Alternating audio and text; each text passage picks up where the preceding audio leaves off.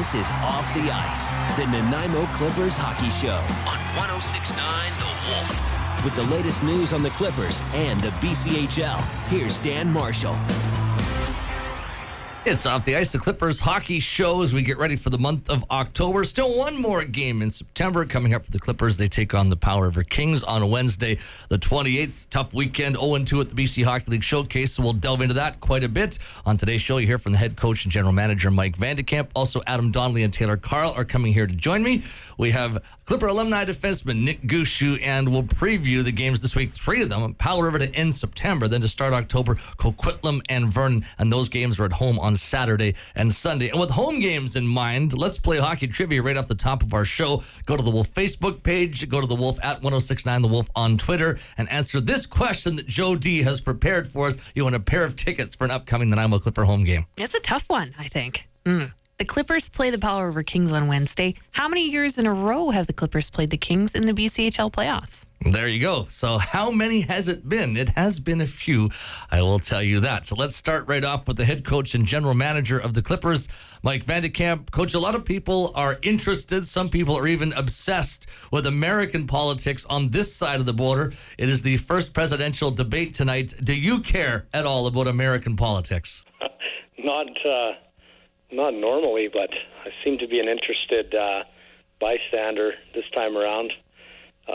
Just seems like it's everybody is, so I'm as interested as anybody. I think obviously it has a great effect on what goes on around the world, so I think we probably should pay attention, even though we don't really have any kind of a say, but it's going to be interesting to watch. It's obviously a factor. You go 0-2 at the BCHL Showcase, and you run the numbers, 12 for 17 on the PK, 1 for 10 on the power play. To me, that's the major stat that stands out. How much of a factor was that? Was it the factor on the weekend? I think the number of penalty kills was a major factor. 17 penalty kills, 10 power plays is a pretty big difference, obviously. I think obviously we've got to get our power play going. Our penalty kill, it killed 15 straight going into the first game on Friday night. So it seemed like we were on the right track with the penalty kill, and then we just, we probably just took too many, I think, in the games this weekend, and just had a couple little mistakes on the kill and gave up some goals. So discipline, penalty killing, and power play were probably some of the biggest factors on the weekend. I know there was some turnovers over the weekend that you probably cringed a little bit. When you get into some turnover problems, is that more of a mental thing for guys that they need to be aware of where they are, where the puck is, or is it more of a physical thing where guys just need to be harder on pucks? Well, it can be both, and I think this weekend it probably was both. I think we made some soft plays. It could have been harder on pucks. I think we didn't do things fast enough. We certainly were not necessarily in the proper spots with regards to our transition game plan, and we talked about that a little bit today in practice. Just a lot of guys wandering around the rink trying to do too much, and it seemed like our whole team game had gone down the drain when it had been really improving every single game up to that point.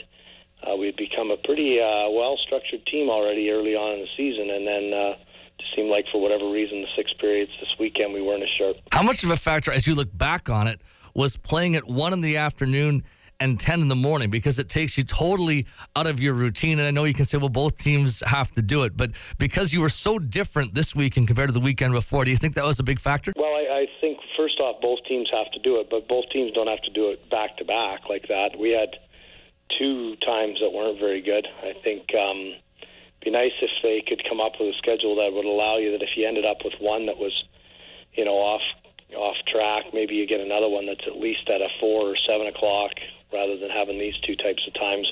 It's not so much about the rest in between and that kind of thing as it is just the whole routine of a game day being different. I don't know if your body and your mind is necessarily as sharp as it needs to be, but as I said before, both teams had to play at those times of days, so it isn't really that much of an excuse. You have to show up and be ready to play no matter what the situation, but certainly next year if we have the showcase again, then I would hope that maybe we would luck out and get a little better times. When you have a couple of losses in a row and you have a huge road game coming up and a 3-game week, is this one of the first times that maybe you put a bit more pressure on the leadership core of your team to make sure that they're difference makers right now? You've got an important segment goal to make, and I think things have been going pretty well in a good direction. And when you have a stumble, do you want to really see what your leaders are all about when the chips are down a little bit after a couple of losses? You would hope that naturally those players would step up and take over in key times. But you have to understand that, like, when you mentioned leadership core, I'm not sure if we've identified what that is just yet. I mean, we've got some guys wearing some captaincies, but we're not really a veteran-laden team here, especially when it comes to the roles that guys have played at this level of hockey. So, even guys that are playing in, say, what would deem to be sort of top 6 type forward roles or top 4D type minutes, playing on the power play, killing penalties.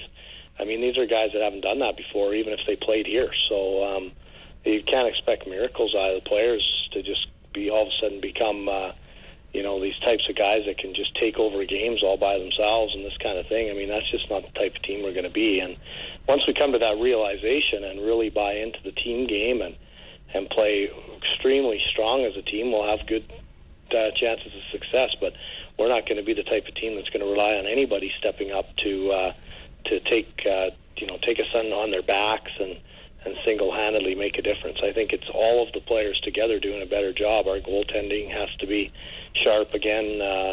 This week in all of the games, our D-core certainly can play better as a group, both with the puck and without.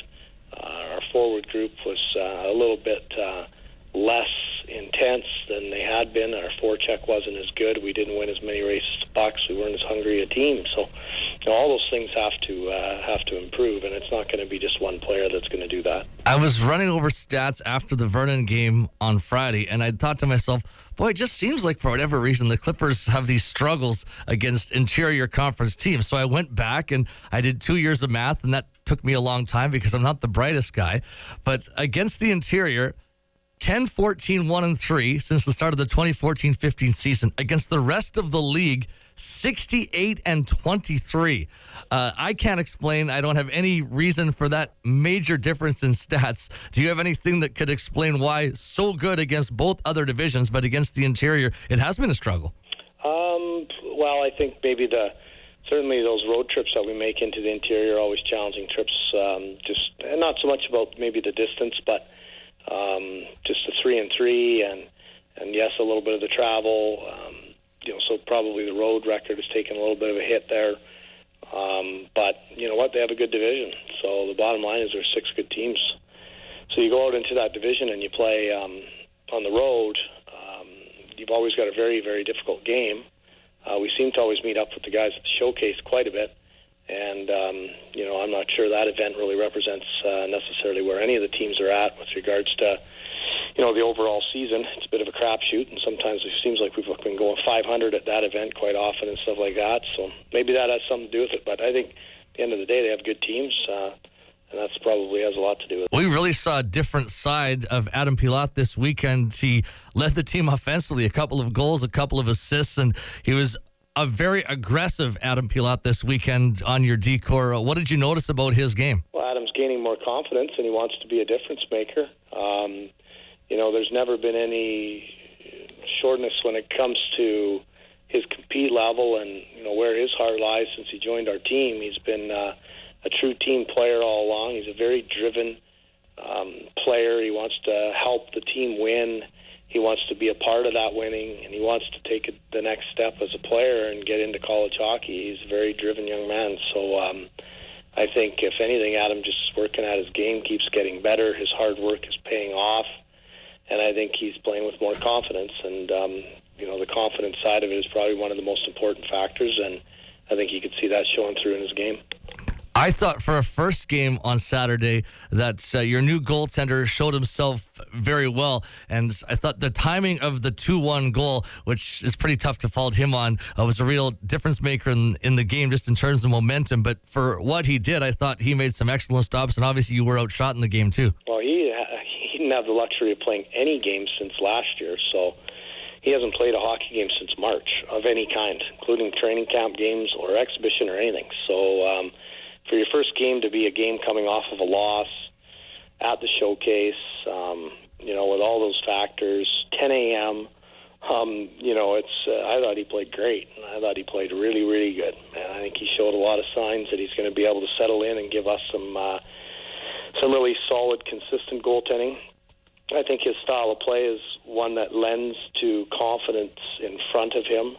I think calm goaltenders that, use their size wisely and handle their rebounds well, I think those guys are easy to play in front of or easier to play in front of. I think he's a leader by example. He's a calm, competitive person, but, he does it in a calm way. He's prepared. He's mature. And I liked everything I saw about him this weekend. So I'm hoping he can just keep gaining confidence as he goes along. And it's a long season. I think we have 52 games left to play in the regular season. So I think Evan has the potential to be a real factor as the season carries on. Two very structured teams going head-to-head when you're in Powell River on Wednesday. Right now, is that a good thing for your group, that you really know what to expect and you really know that it's going to be your structure against their structure? Well, they're two different structures. I'm not sure that they're a very aggressive team. But I suppose the one thing is we really know how they play, so there's no mystery to that. But it's a tough building to play, and they're a tough team. They're a good team. It's a good rivalry.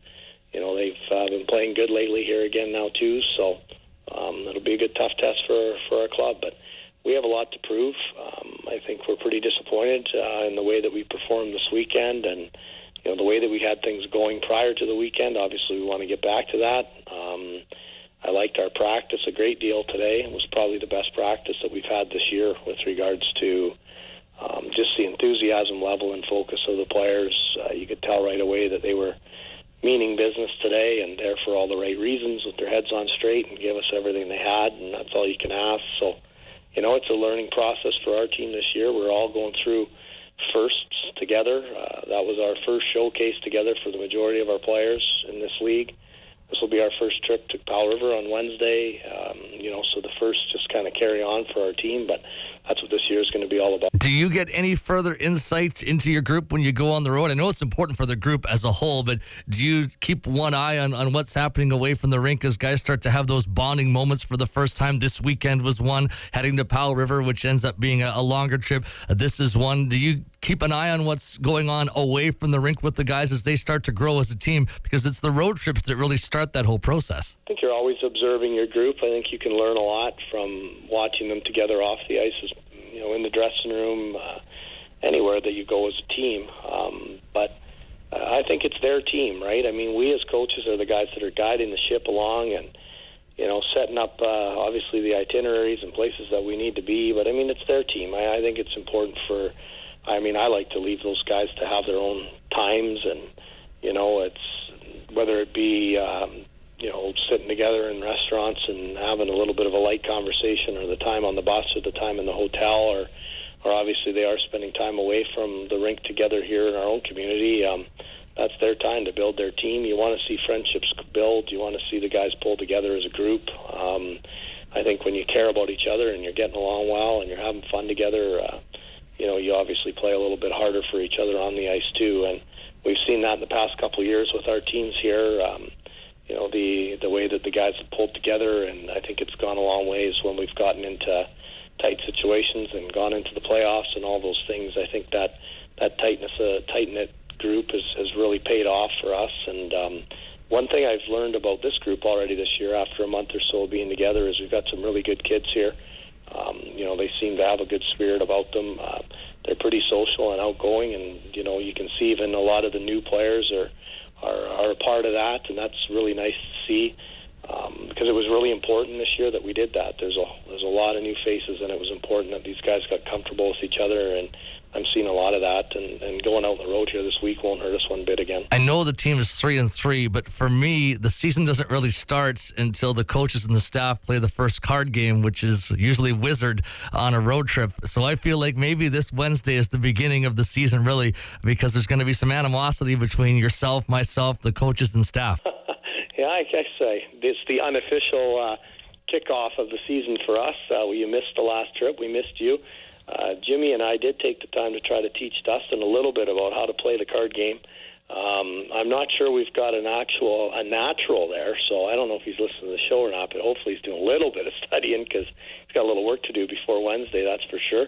I'm not sure if Whitey's coming out of retirement. You know how that one goes.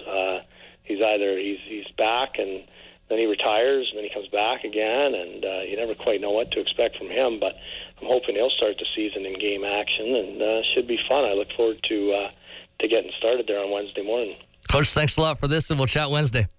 Thanks a lot, Dan. That's the head coach and general manager of the Nanaimo Clippers, and I'll concede he's a pretty good card player as well, Mike Vandekamp. When we come back, you hear from Taylor, Karel, and Adam Donnelly on Off the Ice.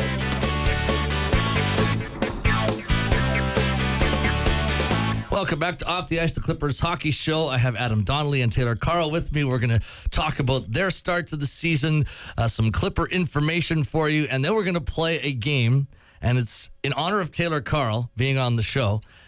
It's things that start with the letter K for a wicked awesome Batman hockey prize pack.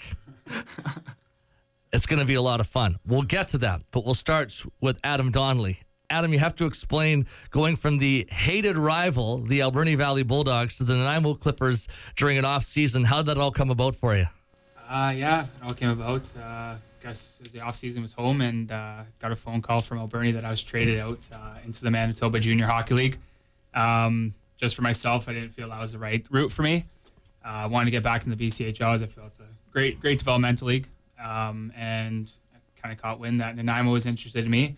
And Mike was able to pursue it with my coach out there that I was traded to, and I ended up in Nanaimo. You've seen Alberni Valley twice in the preseason, twice in the regular season. You've been there already. That might have been a good thing for you early, but what was that like for you?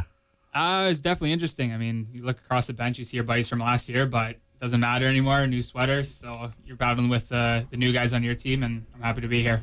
Style-wise, the cities, the coaches, putting everything into account, how different is it being in Nanaimo versus being in Port Alberni?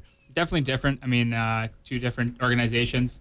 I'm happy to be here. I mean, Nanaimo's a winning organization, and that's where I want to be my last season. You're a guy that is here in your 20-year-old season. You mentioned it. You played major junior hockey. You've been a veteran in this league, but you're new to this team. So how do you go about providing leadership when you're one of the new guys, even though you're one of the veteran guys?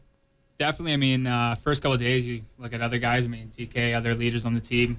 You kind of see the atmosphere in the team and what you can offer. And I mean, after that, you kind of get in there and you start showing the guys a bit about yourself, and you kind of hop into a leadership role. For myself, it's just kind of experience and being able to help the guys. This is not an easy road game you're going to on Wednesday. You know how tough it is to play against the Powell River Kings, to play in Powell River. Do you talk to the guys about it? The group is obviously coming off 2 straight losses, so I would imagine that this is going to be a pretty motivated group for Wednesday. Definitely, we had a good practice today. Everybody was ready to go right off the hop. It's a trip that no one's looking forward to, but we know the 2 points are important, and we need them, so everyone will be going. Let's bring in Taylor Karel. And first of all, Taylor, congratulations on being the first guy to swear on the air this year during a radio broadcast. No comment.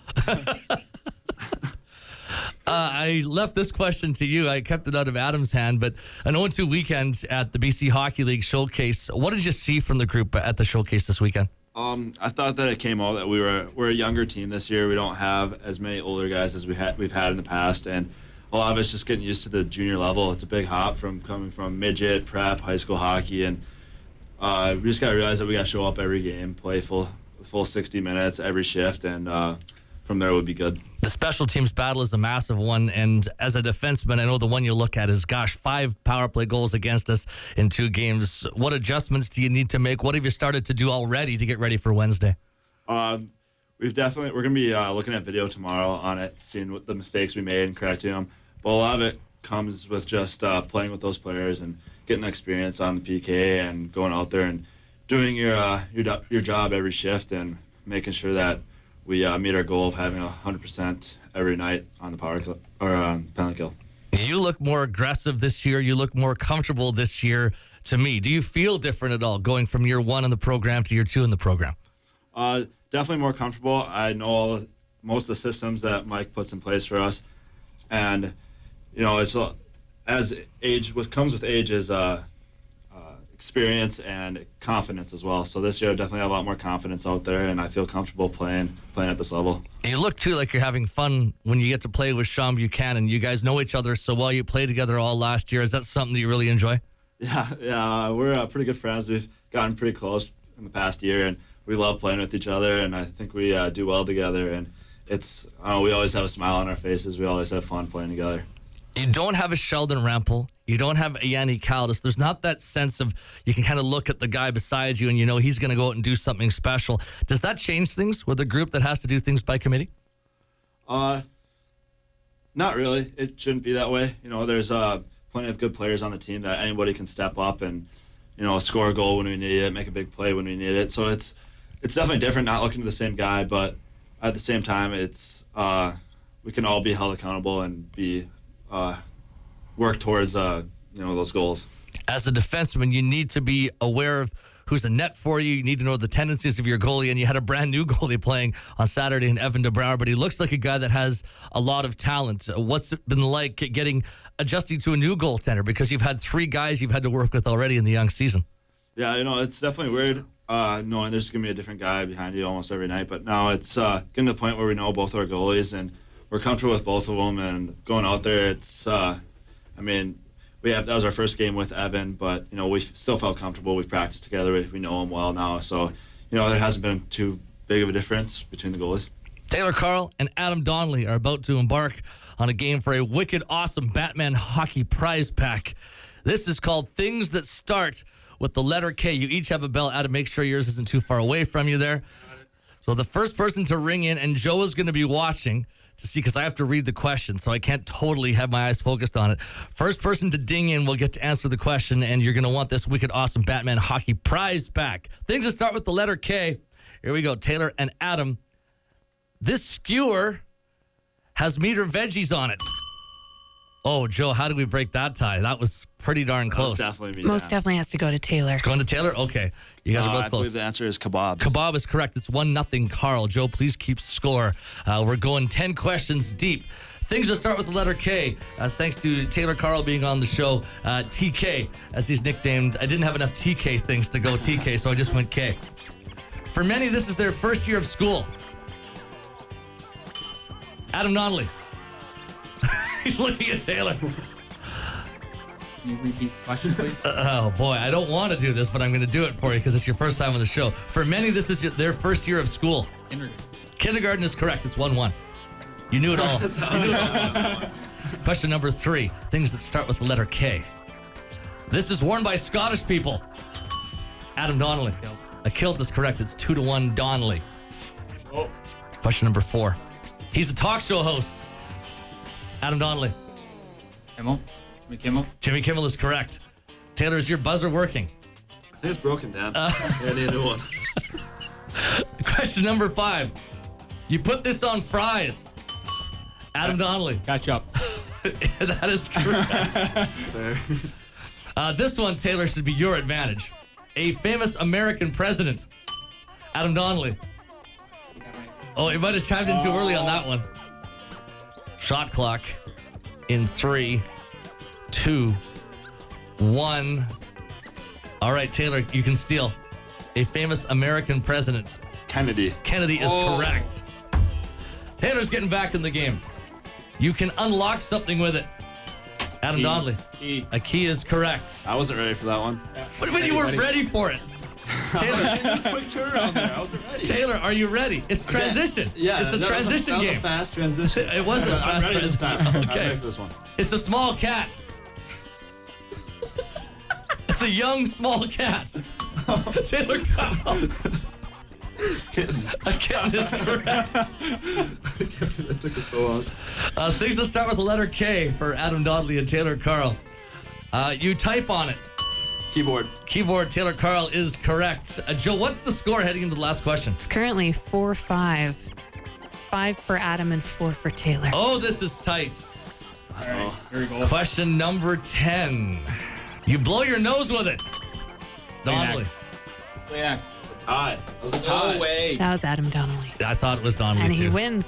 6-4. Adam Donnelly wins a wicked awesome Batman hockey prize pack. Oh, yeah. Here we go. We're using this tomorrow.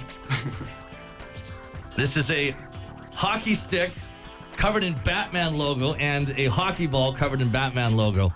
Go. So you can bring that to the road in Powell River, play some indoor hockey. Definitely be doing that. We used to do Jealous. that with wooden spoons and a roll of socks. So this is a little bit better than what we had. Back in my day, we just had spoons and a roll of socks. But it's a much different era now in the world of playing hockey in your home. Adam Donnelly, Taylor Karel joining us here. Adam wins the wicked awesome Batman hockey prize pack. Joe's very tough trivia. We had at least one correct answer that I know of. Joe, who's our trivia winner? I give the question and the answer. Yeah, Susie Behrens answered on our Facebook page with 3 years. And that is the answer to this question. The Clippers play the Powell River Kings on Wednesday. How many years in a row have the Clippers played the Kings in the BCHL playoffs?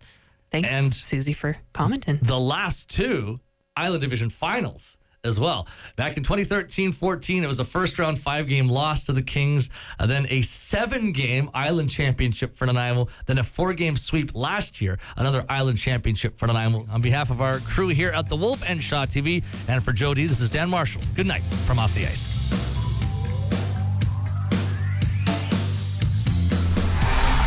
You've been listening to Off the Ice, the Clippers Hockey Show. Join us again next Monday night at 7 on Nanaimo's Rock. 106.9 The Wolf.